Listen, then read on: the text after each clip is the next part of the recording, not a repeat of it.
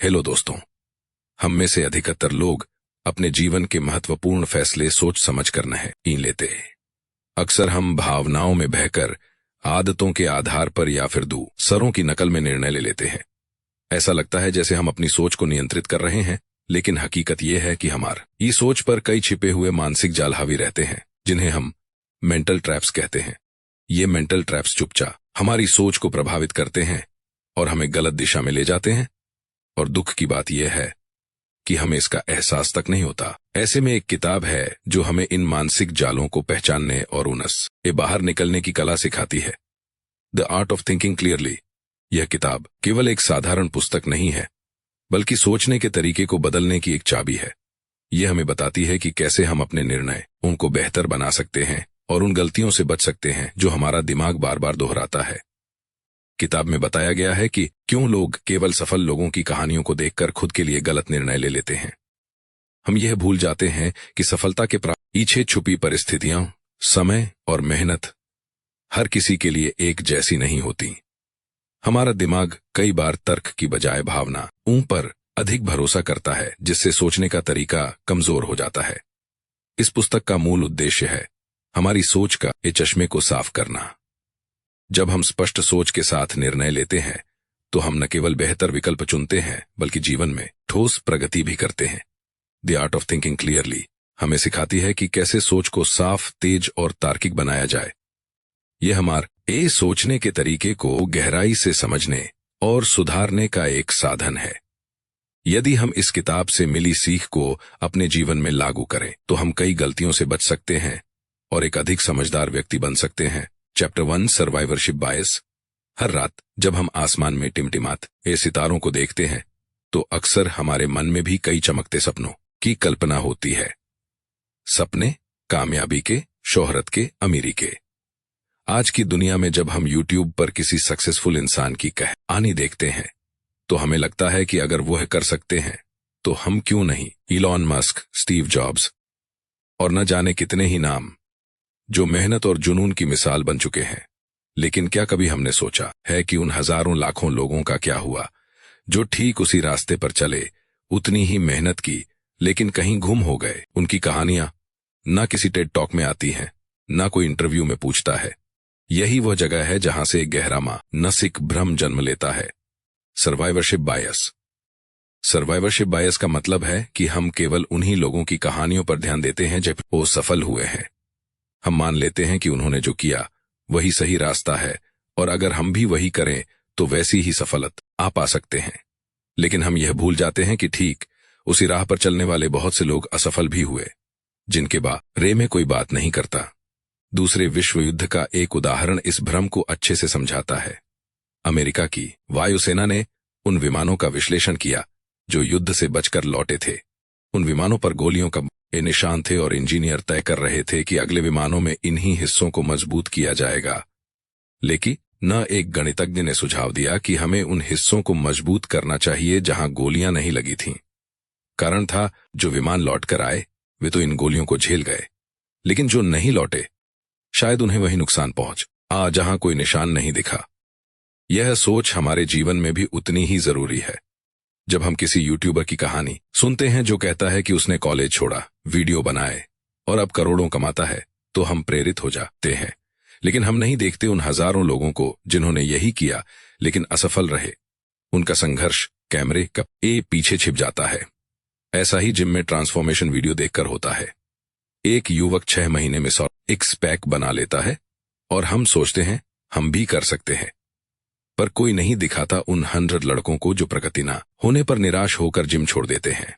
क्योंकि विफलता प्रेरणादायक नहीं लगती, इसलिए वो इंटरनेट की दुनिया में अदृश्य रह जाती है। हम सभी को प्रेरणा मिलनी चाहिए, लेकिन अधूरी प्रेरणा नहीं। जेके रोलिंग की सफलता की कहानी लाखों को प्रभावित करती है, लेकिन क्यों हमने उन लेखकों के बारे में सोचा है जिनकी किताबें कभी छपी ही नहीं, जिनकी रचनाएं आज भी ड्राफ्ट में दबी पड़ी हैं। सर्वाइवरशिप बायस हमें अंधकार में नहीं ले जाता, लेकिन यह एक झूठा उजाल जरूर दिखाता है।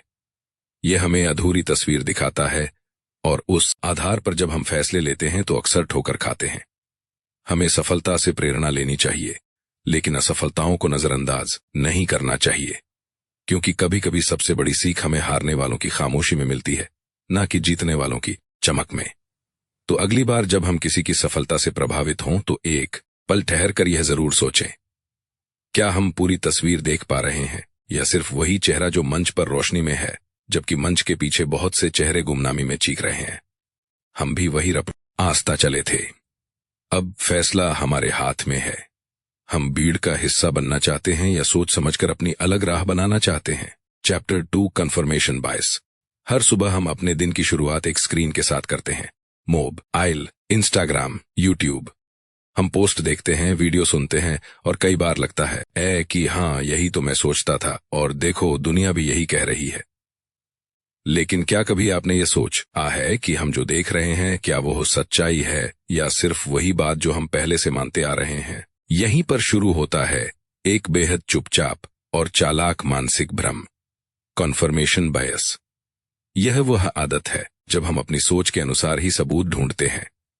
हम उन्हीं चीजों को मानते हैं जो पहले से हमारी सोच को मजबूत करती हैं और बाकी बातें जो शायद जरूरी हैं हम उन्हें अनदेखा कर देते हैं।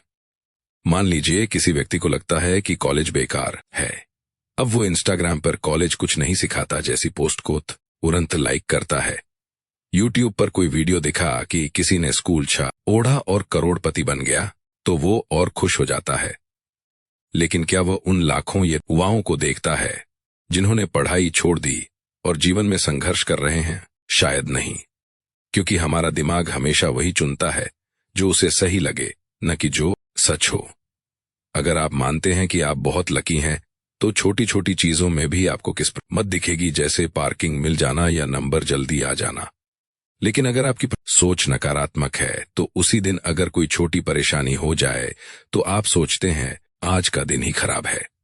असल में हमारी सोच ही तय करती है कि हम क्या देखेंगे या महसूस करेंगे और क्या याद रखेंगे। एक शहर में दो दोस्त थे, अजय और विजय। चेठी अजय मानता थे कि दुनिया खराब है। छार विजय को लगता था कि दुनिया में अच्छाई बाकी है। जब दोनों बाजार गए, अजय को किसी ने धक्का दिया। उसने कहा, देखा लोग कितने गंदे हैं। विजय को किसी ने रास्ता दिया। उसने कहा, देखो इंसानियत अभी बाकी है। मतलब अनुभव एक जैसा हो सकता है लेकिन उसका मतलब हर किसी के लिए अलग होता है और ये फर्क पैदा होता है कन्फर्मेशन बायस से, क्योंकि ये हमें आराम देता है। हमें अच्छा लगता है जब कोई कहता है तुम सही हो, लेकिन जब कोई कहता है तुम गलत हो तो हमें गुस्सा आता है, तकलीफ होती है और हम उस आवाज को बंद कर देना चाहते हैं। यही कारण है कि हम सोशल मीडिया पर सिर्फ उन्हीं लोगों को फॉलो करते हैं जो हमारी तरह सोचते हैं। हम उन्हीं वीडियो को लाइक करते हैं जो हमारे विचारों की पुष्टि करते हैं। धीरे धीरे हम एक ऐसे बुलबुले में फंस जाते हैं जहां हर आवाज हमारी अपनी ही गूंज बन जाती है। यह हमें एक जेल में बंद कर देता है, एक ऐसी जेल जिसकी दीवारें नहीं दिखती लेकिन उसका असर बहुत गहरा होता है। हम नए विचारों को स्वीकार नहीं कर पाते, हम आलोचना से डरते हैं, हम बदलने से बचते हैं। कन्फर्मेशन बायस हमें कमजोर बनाता है, संकीर्ण सोच वाला बनाता है और हमारे विकास को रोक देता है। जब भी आप कोई बात सुने या पढ़ें, खुद से एक ईमानदार सवाल पूछिए, क्या मैं यह बात इसलिए मान रहा हूं क्योंकि यह सच है या सिर्फ इसलिए क्योंकि मैं चाहता हूं कि यह सच हो? अगर आप इस सवाल का जवाब ईमानदारी से ढूंढते हैं तो वो आप उस रास्ते पर चल पड़ेंगे जो सोच को साफ करता है, परिपक्व बनाता है और आपको एक बेहतर इंसान बनाता है। कन्फर्मेशन बायस कोई बुरी आदत नहीं बल्कि एक मानवीय स्वभाव है। लेकिन अगर हम इसके जाल में फंसे रहें तो हम वही इंसान बने रहेंगे जो कभी सवाल नहीं करता। जबकि असली समझदारी तब होती है जब हम अपने विचारों को चुनौती देना सीखते हैं। तो अगली बार जब कोई आपकी सोच से अलग बात कहे, चुप मत करिए, सुनिए, सोचिए और खुद को बदलने का साहस कीजिए। Chapter 3 social proof. कल्पना कीजिए कि आप किसी अनजान शहर में अकेले घूम रहे हैं और आपको भूख लगी है। चारों ओर रेस्टोरेंट्स की भरमार है। एक तरफ एक सुंदर और चमचमाता रेस्टोरेंट है लेकिन वह पूरी तरह खाली पड़ा है। दूसरी ओर कुछ हाथ ही दूर पर एक छोटा सा ढाबा है जहां भीड़ लगी हुई है। लोग बाहर लाइन में खड़े इंतजार कर रहे हैं। आप बिना ज्यादा सोचे सीधा उसी ढाबे की ओर बढ़ जाते हैं। क्यों? क्योंकि आपके मन ने यह मान लिया कि जहां इतनी भीड़ है वह जगह निश्चित ही अच्छी होगी। यही है सोशल प्रूफ, एक ऐसा मानसिक जाल जी समय हम दिन में कई बार अनजाने में फंस जाते हैं। सोशल प्रूफ वो है प्रवृत्ति है जो हमें यह विश्वास दिलाती है कि अगर ज्यादातर लोग कुछ कर रहे हैं तो वह सही ही होगा। हम अक्सर अपनी राय बनाने के बजाय ये दूसरों की राय को ही सच मान लेते हैं। यह प्रवृत्ति हमें सामाजिक बनाती है, परंतु यही हमारी स्वतंत्र सोच को भी बाधित करती है। इसका एक और सरल उदाहरण देखिए, आप YouTube पर कोई वीडियो खोज रहे हैं। 2 वीडियो एक जैसे शीर्षक वाले हैं, लेकिन एक के 2 लाख व्यूज हैं और दूसरे के सिर्फ 300। बिना ज्यादा सोचे आप अधिक व्यूज वाले वीडियो पर क्लिक करते हैं। यह निर्णय शायद तर्कसंगत लगता है, लेकिन सच यह है कि यह हमारे सोचने की प्रक्रिया को भीड़ के हवाले कर देना है। सोशल प्रूफ का असर सिर्फ ऑनलाइन या खानपान तक सीमित नहीं है, यह हमारे रोजमर्रा के जीवन और बड़े फैसलों तक को प्रभावित करता है। हमने कितनी बार किसी फैशन को सिर्फ इसलिए अपनाया क्योंकि कोई सेलिब्रिटी उसे पहन रहा था? कितनी बार किसी अनजान स्टॉक में निवेश किया सिर्फ इसलिए क्योंकि बाकी सब कर रहे थे? हम सोचते नहीं, बस दूसरों की नकल करते हैं। एक प्रसिद्ध कहानी है, एक आदमी सड़क पर खड़ा होकर आसमान की ओर देखने लगा। पहले लोग हंसे, लेकिन थोड़ी ही देर में और लोग उसके साथ खड़े हो गए और ऊपर देखने लगे। कुछ ने मोबाइल कैमरा ऑन कर लिया, किसी ने यह सवाल नहीं किया कि वह क्या देख रहा है, सबने मान लिया कि कुछ जरूर होगा। यह है सोशल प्रूफ का असर, जो सोचने नहीं देता, बस यह दिखाता है कि सोचने की जरूरत नहीं, बस जो बाकी कर रहे हैं वही करो। लेकिन यह प्रवृत्ति खतरनाक हो सकती है जब हम जीवन के गंभीर फैसले जैसे करियर, विवाह, जीवन शैली भी इसी आधार पर लेने लगते हैं। हमारा डर अलग दिखने का, गलत साबित हो जाने का और समाज से स्वीकृति पाने का लालच सोशल प्रूफ को और अधिक प्रभावशाली बना देता है। परंतु क्या हमेशा भीड़ सही होती है? टाइटैनिक डूबने से पहले लोग डांस कर रहे थे सिर्फ इसलिए क्योंकि बाकी सब निश्चिंत थे। किसी ने खुद जाकर नहीं देखा कि सामने क्या खतरा है।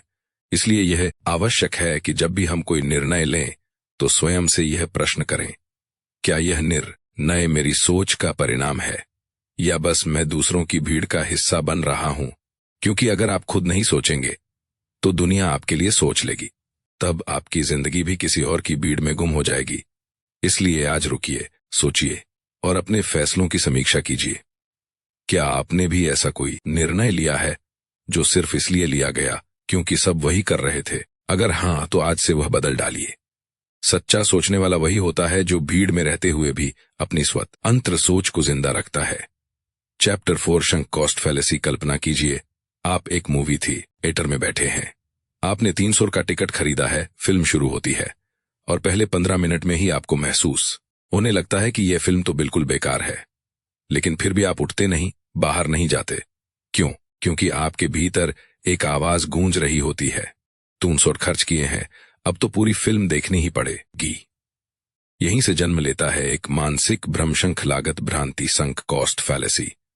यह भ्रम दिखता तो तर्कसंगत है, लेकिन असल में यह हमें अतीत में किए गए नुकसान के आधार पर भविष्य के और भी बड़े नुकसान की ओर ढकेलता है। कई बार हम रिश्तों में बंधे होते हैं जो अब पूरी तरह टूट चुके होते हैं। न समझदारी बची होती है, न अपनापन। फिर भी हम उन्हीं में टिके रहते हैं क्योंकि हमने वर्षों तक भावनाएं, समय और ऊर्जा लगाई होती है। हमें लगता है कि अब छोड़ना मूर्खता होगी, लेकिन सच्चाई यह है कि उसी रिश्ते में जमे रहना ही असल मूर्खता है। ठीक वैसे ही जैसे किसी प्रोजेक्ट पर महीनों या वर्षों की मेहनत के बाद भी यह साफ हो जाए कि अब यह आगे नहीं बढ़ेगा, फिर भी हम उसे छोड़ नहीं पाते। कारण क्योंकि हमने उसमें पहले ही बहुत कुछ निवेश कर दिया है और अब पीछे हटन हमें अपनी हार मानने जैसा लगता है। लेकिन क्या कभी आपने सोचा है, जो समय, पैसा और भावना पहले ही लग चुकी है वह अब वापस नहीं आएगी। वह डूब चुकी लागत है, जैसे एक डूब चुका जहाज जो फिर कभी पानी पर नहीं तैरेगा। अगर हम उसी जहाज को बचाने के चक्कर में और संसाधन डालते जाएं तो हम केवल अपने नुकसान को और बड़ा करते जाते हैं। एक बार की बात है, एक आदमी रेगिस्तान में यात्रा कर रहा था। उसका ऊंट मर गया।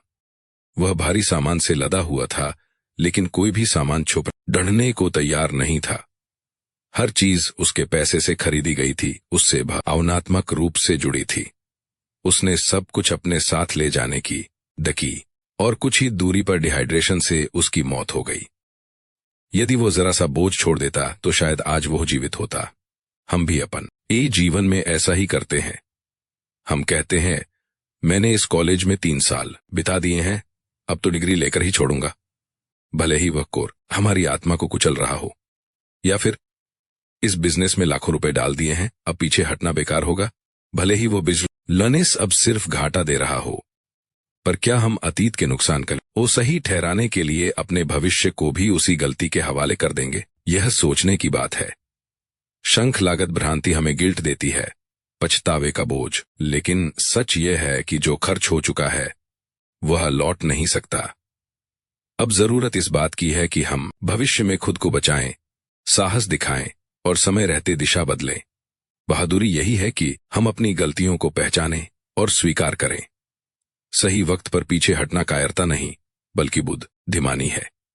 वहीं से नए रास्तों की शुरुआत होती है, वहीं से असली समझ की पहचान होती है। इसलिए अगली बार जब आपके मन में ये आवाज आए, अब तो बहुत पैसा लग चुका है, अब छोड़न आप बेवकूफी होगी, तो एक सवाल जरूर पूछिए, क्या मैं वाकई भविष्य के नुकसान से बच रहा हूं या बस पुराने नुकसान को तर्कों से सही ठहराने की कोशिश कर रहा हूं? इस सवाल का जवाब अगर सच्चे दिल से देंगे तो हो सकता है कि आपकी जिंदगी की दिशा हमेशा के लिए बदल जाए। चैप्टर 5 हैंडसाइड बायस। एक दोपहर की बात है। बाहर बारिश हो रही थी, खिड़की के शीशे पर बूंदें टकरा रही थीं। कमरे में कुछ दोस्त चाय की चुस्कियों के साथ टीवी पर बड़ा क्रिकेट मैच देख रहे थे। मैच आखिरी ओवर तक पहुंच चुका था और जैसे ही आखिरी गेंद पर चौका लगा, टीम जीत गई। तभी एक दोस्त बोला, मैंने तो पहले ही कहा था यही प्लेयर मैच जिताएगा। दूसरा दोस्त मुस्कुराया और बोला, कब कहा था? पहला बोला, यार मुझे पहले से अंदाजा था, ऑब्वियस था, लेकिन सच ये था कि उसने ऐसा कुछ कहा ही नहीं था। वो भी बाकी सबकी तरह अनजान था। बस अब क्योंकि नतीजा सामने आ चुका था, उसका दिमाग खुद को समझाने लगा कि उसे तो पहले से पता था। यही है हैंडसाइड बायस। हाइंडसाइड बायस एक ऐसा मानसिक भ्रम जो हमें यह यकीन दिलाता है कि कोई बात हमें पहले से पता थी, जबकि वास्तव में ऐसा नहीं था। हमारे साथ ऐसा रोज होता है। जब कुछ घट जाता है, अच्छा या बुरा, तो हम अपने ही अतीत को फिर से लिखने लगते हैं। हम सोचते हैं मुझे पहले ही लग रहा था, मैंने तो कहा था, लेकिन वो सिर्फ आज की जानकारी का प्रभाव होता है जिसे हम बीते समय पर थोप देते हैं। एक और कहानी सुनिए। एक लड़की एमबीए कर रही थी। उसे 2 जॉब ऑफर मिले, एक बड़ी कंपनी से, दूसरी एक छोटे स्टार्टअप से। सबने कहा बड़ी कंपनी ज्वाइन करो, वही सुरक्षित है, लेकिन उसने रिस्क लिया और स्टार्टअप में चली गई। 2 साल बाद वो स्टार्टअप यूनिकॉर्न बन गया और वह लड़की करोड़ों की मालकिन बन गई। अब वही लोग कहने लगे, हमें तो पता था यह लड़की कुछ बड़ा करेगी। लेकिन सच्चाई यह है कि जब फैसला लिया जा रहा था तब किसी को नहीं पता था आगे क्या होगा। जब नतीजा सामने आता है तब हमारा दिमाग खुद को स्मार्ट दिखाने के लिए भूतकाल की कहानी को दोबारा गढ़ता है। हैंडसाइड बायस खतरनाक क्यों है? क्योंकि यह हमें सीखने से रोकता है। अगर हम मान लेंगे कि हमें सब पहले से पता था तो हम कभी ये नहीं समझ पाएंगे कि वास्तव में उस वक्त हम भी भ्रम, डर और संदेह से जूझ रहे थे। हम हर गलती को ऑब्वियस मान लेते हैं, जबकि असल में वो सिर्फ बाद में ऑब्वियस लगती है, उस समय नहीं। आप सोचिए, कोई स्टॉक गिरता है तो हम कहते हैं ये तो गिरना ही था। कोई एक्सीडेंट होता है तो कहते हैं इस रोड पर पहले भी हादसे हुए हैं कि इसी ने ध्यान क्यों नहीं दिया। हम इतिहास को सीधी रेखा समझते हैं, जैसे सब पहले से तय था। लेकिन सच्चाई यह है कि भविष्य हमेशा धुंधला होता है, उसमें अनिश्चितता होती है, रिस्क होता है। इस बायस का एक और नुकसान है, हम दूसरों की गलतियों को जज करने लगते हैं। इसने कैसे ये फैसला लिया, ये तो साफ था, ऐसा नहीं करना चाहिए था। लेकिन क्या जब वो इंसान उस मोड़ पर खड़ा था तब रास्ता वाकई साफ था? हर कोई अपने समय की धुंध में चल रहा होता है। हमें रास्ता तभी साफ दिखता है जब हम पीछे मुड़कर देखते हैं। इसलिए सच्ची समझदारी यह नहीं कि हम खुद को सर्वज्ञ माने, बल्कि यह कर कि हम ईमानदारी से स्वीकार करें कि हम उस समय भी उतने ही अनजान थे जितना कोई और। तो अगली बार जब आप कहें मुझे पहले से पता था, तो एक पल रुकिए और खुद से पूछिए, क्या वाकई या फिर यह सिर्फ मेरा दिमाग मुझे स्मार्ट और सही साबित करने की कोशिश कर रहा है। जो इंसान यह मान ले कि वह हर समय सही नहीं था, वही सबसे ज्यादा सीखता है और वही आगे चलकर सबसे समझदार बनता है। चैप्टर 6 लॉस वर्जन रो। हन एक आम इंसान था जिसकी जिंदगी में सब कुछ सामान्य था। एक अच्छी नौकरी, खुशहाल परिवार, कुछ बचत और एक छोटा सा सपना, अपनी खुद की दुकान खोलने का।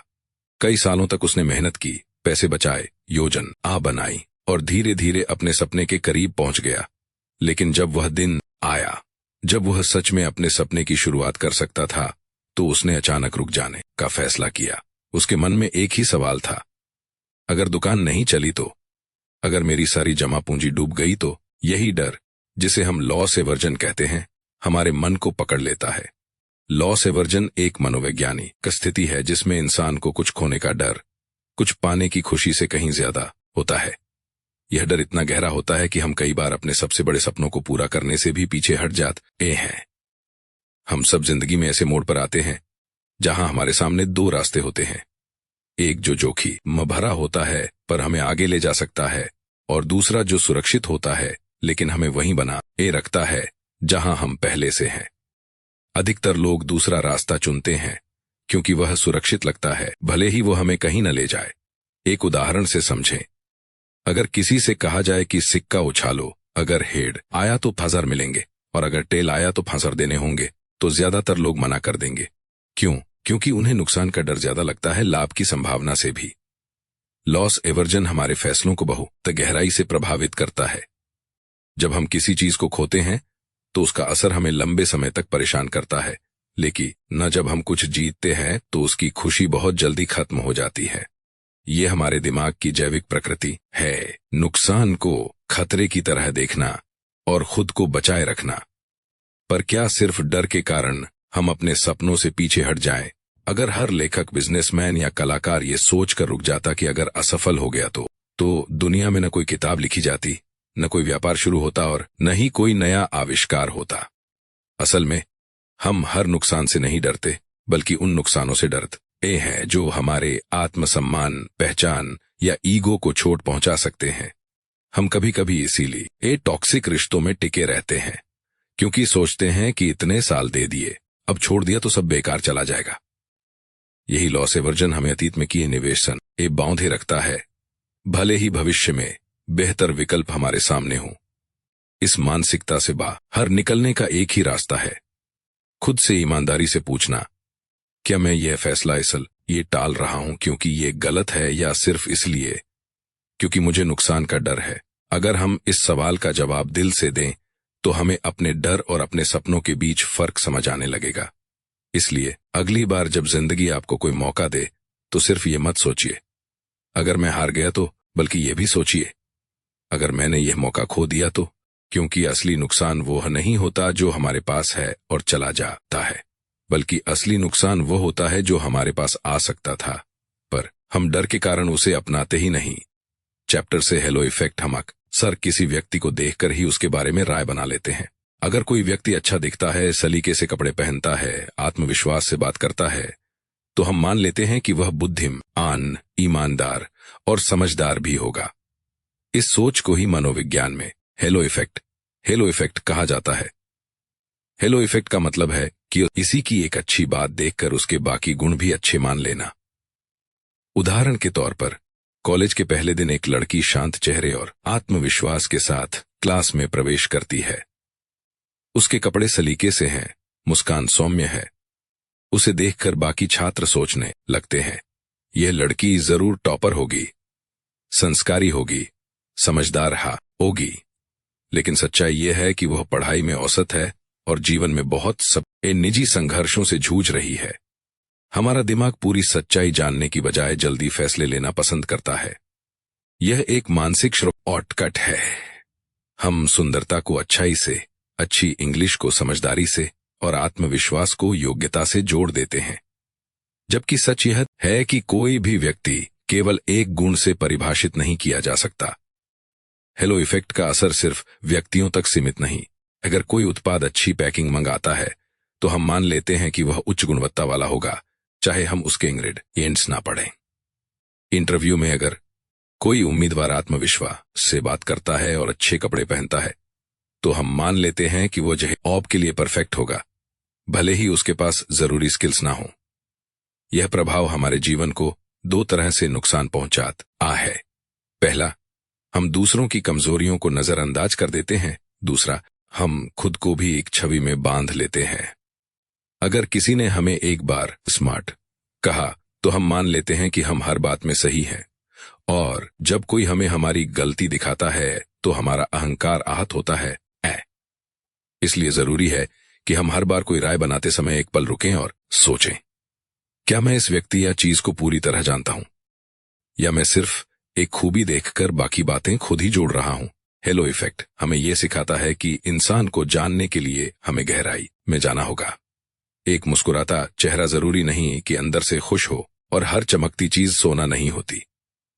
हेलो इफेक्ट एक सामान्य लेकिन गहरा आंशिक भ्रम है जो हमारे हर दिन के फैसलों को प्रभावित करता है। हमें सतह से गहराई की ओर देखना सीखना होगा। किसी की एक खूबी देखकर उसकी पूरी पहचान तय कर देना उचित नहीं है। साफ और संतुलित सोच वही होती है जो किसी भी व्यक्ति या परिस्थिति को पूरे दृष्टिकोण से देख सके।